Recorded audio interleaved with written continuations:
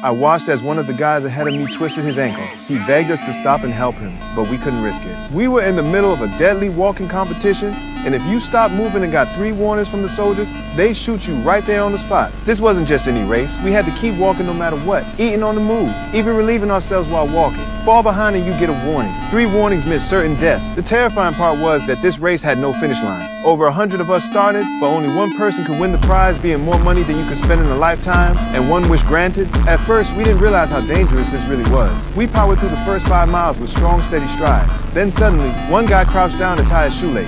The alarm blared immediately. Luckily, he jumped up at the last second and barely escaped getting his head blown off. But from that moment on, he couldn't afford a single mistake. To kill time during the monotonous march, we started fantasizing about our lives after the competition. But then one of the guys with curly hair suddenly got a leg cramp. I rushed over to support him, trying to help him keep walking, but the pain was too intense. He collapsed to the ground, and a soldier immediately raised his rifle, aiming at his head. I froze in terror. Thankfully, another guy grabbed me and snapped me out of it. After that incident, we all went silent, terrified that we'd be next. We eventually reached the 17-mile mark, where spectators along the road cheered us on. The encouragement lifted our spirits and gave our steps new strength, but it didn't last long. One guy's body gave out, he started foaming at the mouth and collapsed, convulsing violently on the ground. Even in that state, he couldn't escape the warnings. After 3 strikes, a soldier put a bullet through his head. Witnessing this, we fell silent again. We walked without saying a word, hearing nothing but the sound of our own footsteps. At the 25-mile point, someone mentioned we'd been walking for 3 hours, and the mood briefly lightened. Then suddenly, a guy ahead of us had stomach issues.